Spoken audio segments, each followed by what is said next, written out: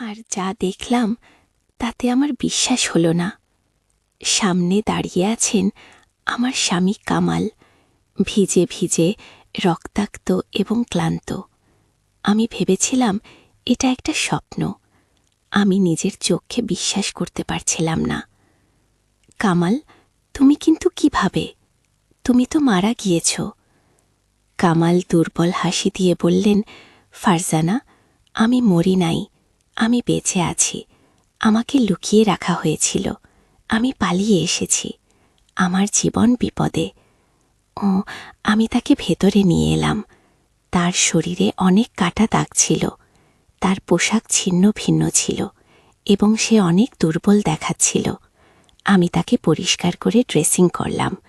তারপর সে গল্প শুরু করল। ফারজানা, আমি তোমাকে একটা সত্য বলতে চাই। আমি আসলে কে তুমি জানো না। আসলে আমি ওদের লোক ছিলাম। ওদের লোক? কাদের? সরকারের গোপন বিভাগ। আমরা অনেক গোপন মিশনে কাজ করতাম। আমার আসল নাম কামাল নয়, আমার নাম রহিম। আমি তোমার সাথে বিয়ে করেছিলাম একটা মিশনের জন্য। তোমার বাবা জহির আহমেদ একজন বিজ্ঞানী ছিলেন। তিনি একটা গুরুত্বপূর্ণ ফর্মুলা আবিষ্কার করেছিলেন। আমরা সেটা চাইতাম। কে? আমি বুঝতে পারছিলাম না। আমার বাবা তো একজন স্কুল শিক্ষক ছিলেন, তিনি কোনো বিজ্ঞানী ছিলেন না। আমি কামালকে এটা বললাম।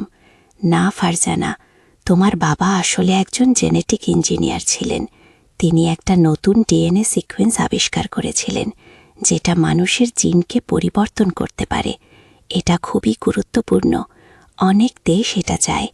আমার বস আমাকে তোমার সাথে বিয়ে করতে পাঠিয়েছিলেন, যাতে আমি সেই ফর্মুলাটা খুঁজে বের করতে পারি।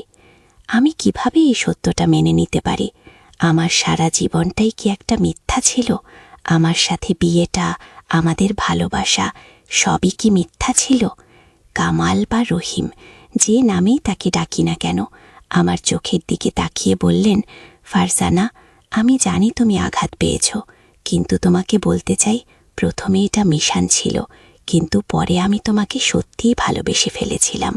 আমি তোমাকে এবং আসিফকে ভালোবাসি, এটা সত্যি।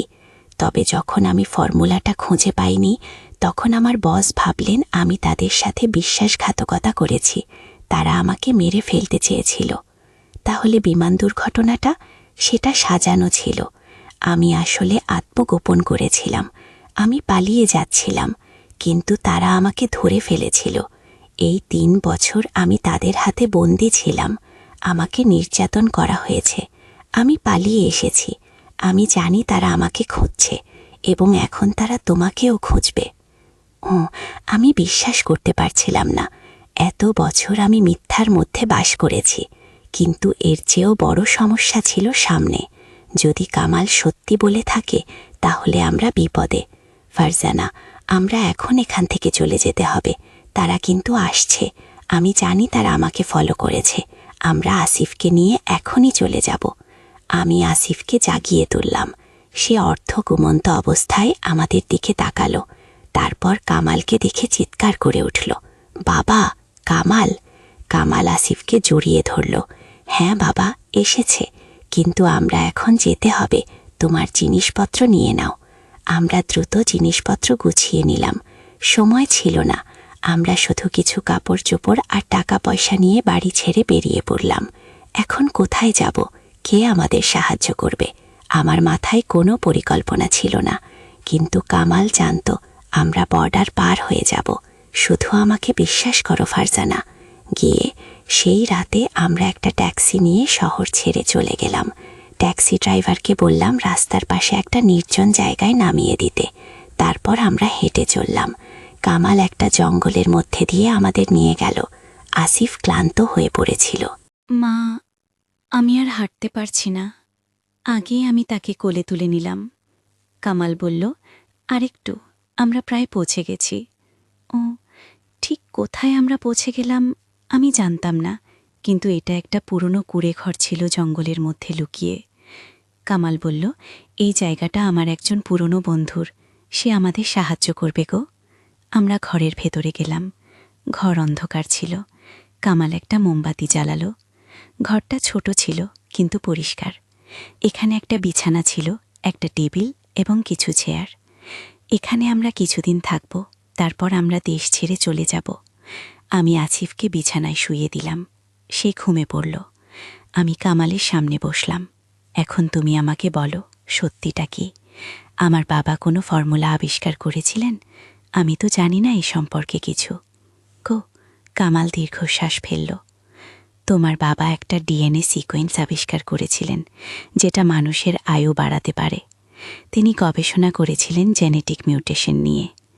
তার গবেষণা অনুসারে একটা নির্দিষ্ট জিন সিকোয়েন্স পরিবর্তন করে মানুষের আয়ুদ্ধি দ্বিগুণ করা যায়। এটা ছিল অসাধারণ আবিষ্কার, কিন্তু তোমার বাবা এটা প্রকাশ করতে চাননি। তিনি বলতেন এটা প্রকৃতির বিরুদ্ধে যাওয়া হবে।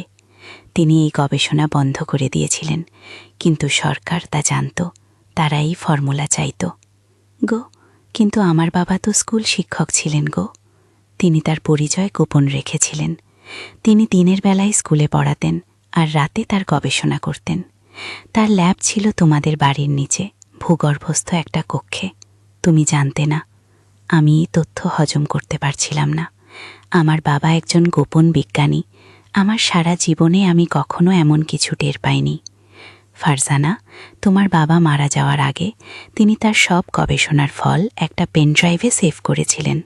সেই পেনড্রাইভটা তিনি তোমাকে দিয়েছিলেন। তুমি জানো না, কিন্তু তোমার কাছে আছে গো। কি বলছো তুমি? আমার কাছে কোনো পেনড্রাইভ নেই? আছে ফারজানা। তোমার গলার হারটা মনে আছে, যেটা তোমার বাবা তোমাকে দিয়েছিলেন? সেই হারের পেন্ডেন্টের ভেতরে আছে একটা মাইক্রো মেমোরি চিপ। সেখানেই আছে ফর্মুলা। আমি অবাক হয়ে গেলাম। আমার গলার হার, যেটা আমার বাবা আমাকে দিয়েছিলেন তার মৃত্যুর আগে, সেটার মধ্যে একটা চিপ। আমি অবিশ্বাসের সাথে আমার গলার হারটা ধরলাম। এটা একটা সোনার পেন্ডেন্ট ছিল, যার মধ্যে একটা ছোট লকেট ছিল। আমি কখনো এটা খুলিনি। এই হাড়ের মধ্যে একটা চিপ আছে। কামাল মাথা নাড়ল। হ্যাঁ, সেই চিপে আছে তোমার বাবার সমস্ত গবেষণা, এবং এখন ওরা এটা চায়ও। আমি কিছু বুঝতে পারছিলাম না। ওরা কারা? সরকার? কোন সরকার? আমাদের সরকার নাকি অন্য কোনো দেশের সরকার? ওরা কারা? একটা গোপন সংস্থা। তারা সরকারের অধীনে কাজ করে, কিন্তু তাদের নিজস্ব এজেন্ডা আছে। তারা তোমার বাবার গবেষণা চায় তাদের মিলিটারি পাওয়ার বাড়ানোর জন্য। ভাবো একবার, যদি তারা সৈন্যদের আয়ত্তে দ্বিগুণ করতে পারে। আমি কাঁপতে লাগলাম। আমার সারা শরীর ঠান্ডা হয়ে গেল। কিন্তু তারা কিভাবে জানল এই জীব আমার কাছে আছে? আমি তাদের বলেছি। আমি তাদের এজেন্ট ছিলাম। মনে রাখো, আমি তোমার সাথে বিয়ে করেছিলাম এটা বের করার জন্য, কিন্তু তারপর আমি তোমাকে ভালোবেসে ফেললাম। আমি তাদের বলেছিলাম যে তোমার কাছে এটা নেই, কিন্তু তারা আমাকে বিশ্বাস করেনি। তারা আমাকে ধরে নিয়ে গিয়েছিল, আমাকে নির্যাতন করেছে। আমি তাদের কিছু বলিনি। ফারজানা, আমি তোমাকে বাঁচাতে চেয়েছিলাম। আমার চোখে পানি এসে গেল। আমার সারা জীবনটাই মিথ্যার উপর তৈরি হয়েছিল। আমার বিয়ে, আমার সম্পর্ক, সবই ছিল মিথ্যা। কামাল আমার হাত ধরে বলল, ফারজানা, আমি জানি তুমি আমাকে ঘৃণা করবে। আমি তোমার সাথে বিশ্বাসঘাতকতা করেছি, কিন্তু আমি এখন তোমাকে বাঁচাতে চাই। আমরা এই দেশ ছেড়ে চলে যাব। আমরা নতুন করে শুরু করব। আমি কিছু বলতে পারছিলাম না। কি বলবো? আমি কাঁদছিলাম। আসিফ ঘুমাচ্ছিল, কিন্তু আমি জানতাম তার জীবনও বিপদে।